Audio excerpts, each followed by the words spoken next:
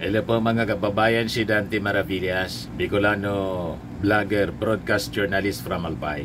So sinagot na po ng Palasyo Malacanang yung pinapakalat ng mga DDS na sabi police report mula sa Los Angeles na nagsasabing involved si First Lady Lisa Marcos sa nangyaring pagkamatay, drug overdose mga kababayan ng Rostans owner at heredero na si Paulo Tantoco. Sabi ng Palasyo Malacanang, yung police report na niyang sinasabi nila, fake. You see? Fake pala ito, mga kababayan, na pinapakalat nila. Sa bagay, mahilig talaga sila sa fake. Yan o, hinighlight pa yung pangalan ni Lisa Araneta Marcos. Ang dali-dali kasing mamiki ngayon sa pamamagitan po ng AI. Yung video, pinake nila. Polvoron video. Palibasa po, mga fake people sila. Di ba? Pabrika ng fake news, mga kababayan. So, sabi ko sa inyo, pag ang balita po galing sa kampo ng mga Duterte, huwag kayong maniniwala. Punong-puno sila. Punong-puno sila, mga kababayan, ng kasinungalingan. Fake news. Kasi nga, pabrika sila ng fake news. Factory of fake news. Si Digong mismo, sabi noon, mga kababayan ni E.S. Lucas Bersamin. So ano pang asahan natin sa mga taong ito? So umaasa na lang sila, mga kababayan, sa mga kwentong fake para siraan yung ating first couple. Tumaas na naman kasi, mga kababayan, yung ratings ng ating Pangulo. Di ba? Pero ang hindi po matanggap ng mga matitino ang pag-iisip ng mga mamamayang Filipino kung bakit si Sara, mataas pa rin yung ratings ni Sara sa latest na result ng survey ng SWS. Kaya yung SWS po, makaduda na rin. Wala mang ginagawa. Lagi pong non-working holiday ang bawat araw kay Sara Duterte, pero may mataas pa ring performance rating. Wala mang performance, pero may performance rating.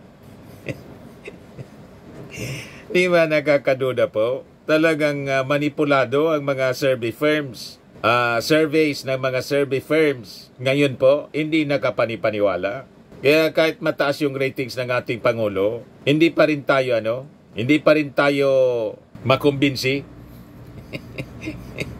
Di ba? Kaya tingin tuloy natin na, mga kababayan, ginagawa nilang mataas yung ratings ng ating Pangulo para maniwala tayo. Mataas yung ratings ng Pangulo, tapos mataas rin yung ratings ni Sara. Para credible pong tingnan. Paano maging credible yan, mga kababayan? Na yung Vice Presidente wala mang ginagawa, tapos may performance ratings.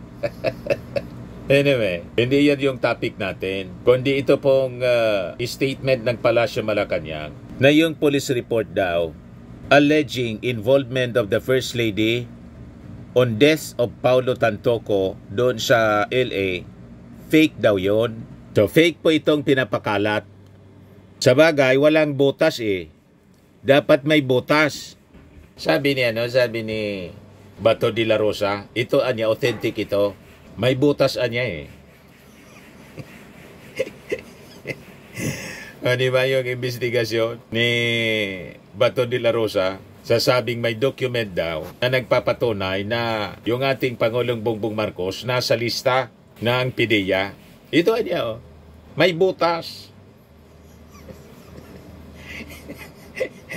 You see? Ito, walang butas. Fake nga. Di ba? Yan wala mang butas ito po. Pero nakalagay yung pangalan ni Lisa Marcos. Lisa Araneta Marcos. So, possibly, kuwan lang po ito. Tinahi nga eh. Di ba? Possibly, AI generated po ito. Ginawa-gawa na naman po ng mga salot. Salot sa ating lipunan para siraan po yung First Lady. At saka yung ating Pangulong Bongbong Marcos para iupo na nila si Sara Duterte. Tulad ng laging sinasabi po ni Harry Roque. Atat na po si Harry Roque. Grabe ang desperation ni Harry Roque kasi palaboy na siya dyan sa Europe. O, di ba? O ngayon, panoorin natin yung press briefing ni Jose Castro sa pag-deklara na yung police report ng LA ay fake. Gawa-gawa lang po, mga kababayan, yung sinasabing police report. Manufactured lang yon, mga kababayan, para gamitin sa propaganda. O, di ba? News of the late Paolo Tantoco's death revealed cocaine overdose and remains an open investigation. Since he's part of the First Lady's entourage, may we know if the First Lady will comment on this? And from the Malacanang po, the presidential sister released a statement. Senator Amy is calling for a comprehensive report from the palace to dispel further speculation. Nakakalungkot. I was today years old. Dahil yung mga pribadong tao na nagluluksa ay nadadamay sa pamumulitika. Ginagamit ng ibang mga obstructionists para masira ang First Lady, ang Pangulo at ang administrasyon na ito.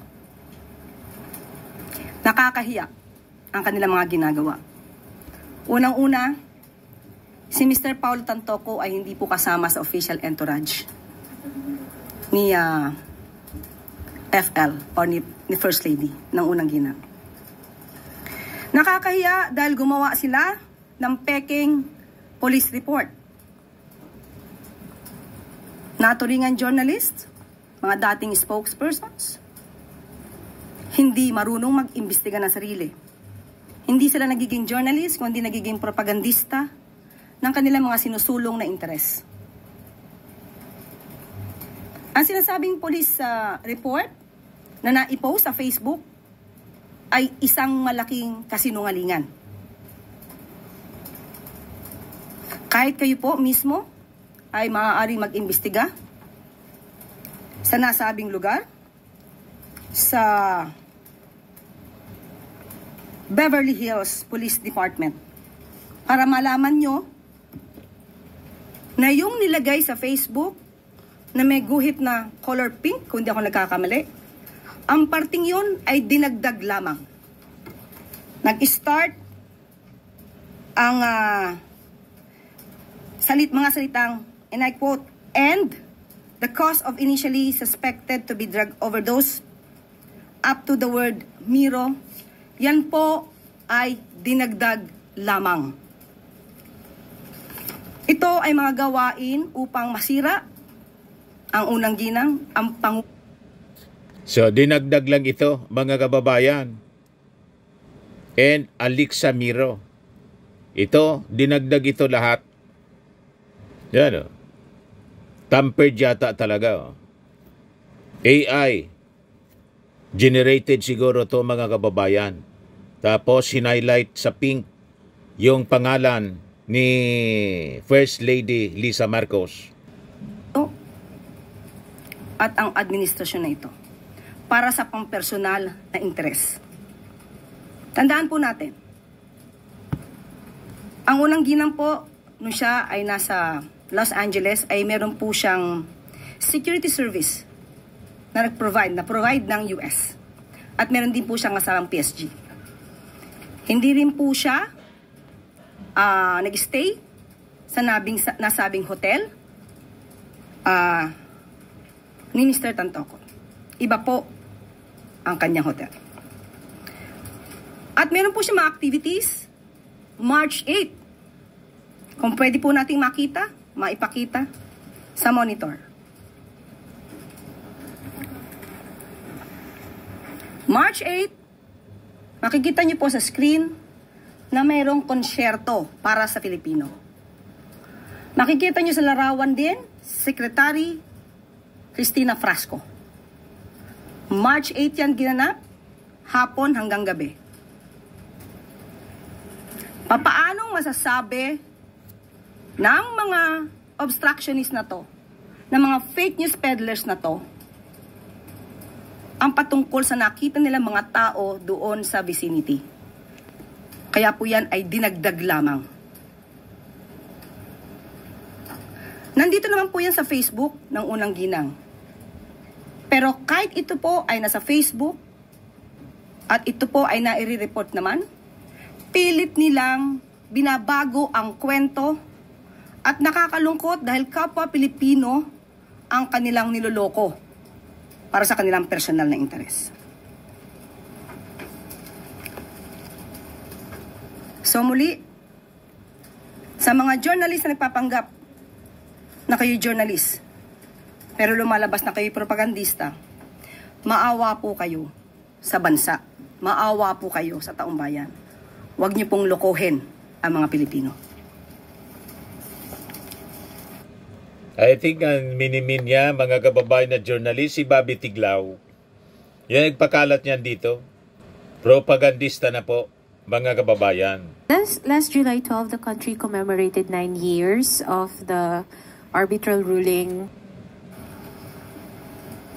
Yusek, magandang hapon. Just to follow up on Tantoco case, I would like to reiterate that Senator Amy Marcos issued a statement urging Malacanang to release a comprehensive report about what happened, the whereabouts of the First Lady. Do you see a need for this? Are you going to heed to this call?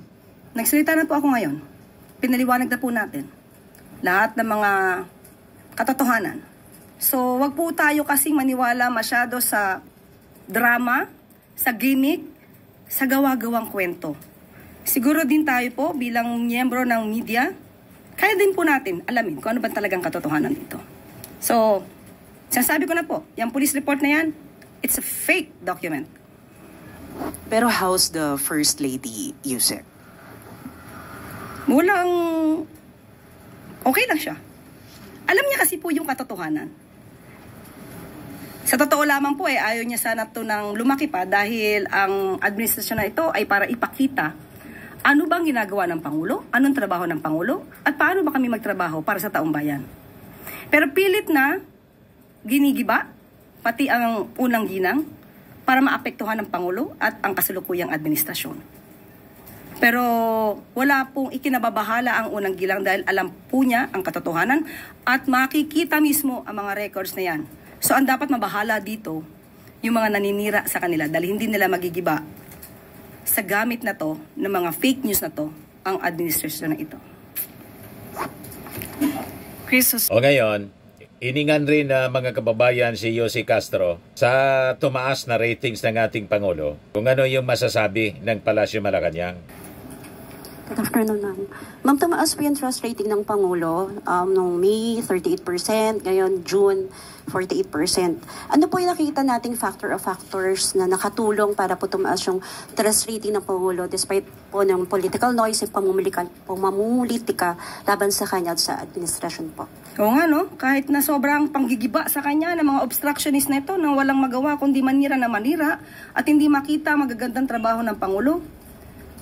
Sa ating palagay, yung mga taong, mga respondents dito, na siyang naging parte ng survey na ito ay nakita nila kung ano ba ang ginagawa ng Pangulo at ng administrasyon.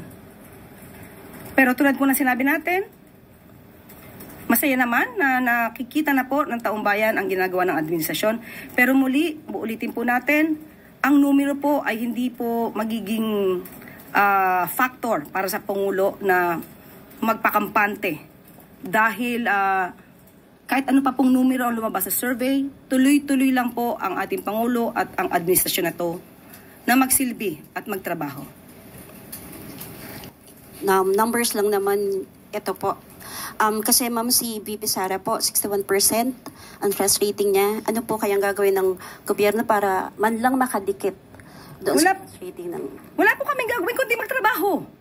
Magtatrabaho po kami na magtatrabaho at hindi po kami magbabakasyon hanggat sa kakayanin. Trabaho lang ng trabaho. Thank you po. Di paano yan? Mga DDS vloggers, bukya na naman kayo. Fake pala yun. Sa bagay, pag galing sa kampo ninyo po, lagi man fake. At naniniwala kayo sa fake. Wala na kaming magagawa kung yan ang paniwala ninyo. Choice ninyo na maniwala sa fake news. Tama ba? Sa mga naghanap ng malinis and spacious fitness gym, pumunta lang po kayo sa aming Colossal Fitness Gym. We also offer Grab Car Rental with our brand new 2023 model ng Toyota Innova. We also accept booking for those who are planning to travel via PAL, Cebu Pacific, and other airline companies, local and international, and bills payment for Meralco Bills, PLDT, Aleco Bills, etc. Ang Colossal Fitness Gym is located at 3rd floor Security Bank Building, Lanco Business Park, Legazpi City, Albay. For inquiries, look for Chilon Maravillas. Contact number 0966-802-0949. Yan yung aming Innova. Lagi na pong matao sa amin. Pati mga foreigners po, tingnan ninyo. Mga British tourists sila. Ang lalaki ng katawan na, mga kababayan, nag-gym sa amin. Ito naman po, Indian National. Ito mga mga European sila. Ito naman yung bago naming product na binibenta online, iGlow Serum. Whitening po siya galing sa South Korea. Tingnan ninyo yung epekto sa aking anak na architect entrepreneur, Riz Maravillas. For inquiries, look for Riz Maravillas on FB. Ito naman po, Fairmax Firming and Lifting Cream.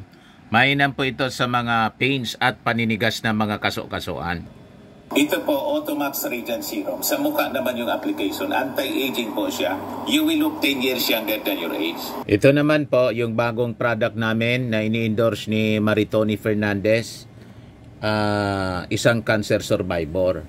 I am worldwide amazing pure organic barley powdered drink mix. From Australia po siya. Endorsed by Ismo Laude. Pati ni Papa P. Saka ni Aramina. Ito yung dealer namin sa Australia. Pwede din kayo mga kababayan na magnegosyo nito tulad nila mga kababayan at tulad namin. Pati si Aramina mga kababayan, si Marian Rivera pala na to. Nagbabarli po. Yan, dami naming stocks po. Mag-message na lang po kayo sa amin para sa order po ninyo. Pati si Manny Pacquiao. Ang mga health benefits po ng barley, boosts immunity, improves digestion, enhances energy levels, packed with antioxidants, prevent cancer. Sa mga inquiries ninyo, dumiretso na lang kayo sa aking anak na architect entrepreneur, Riz Maravillas. Sa mga mahilig po sa mga imported bags and wallets, dumiretso na lang kayo kay Ma'am Eileen Rosales. Based siya po sa America, Eileen Closet.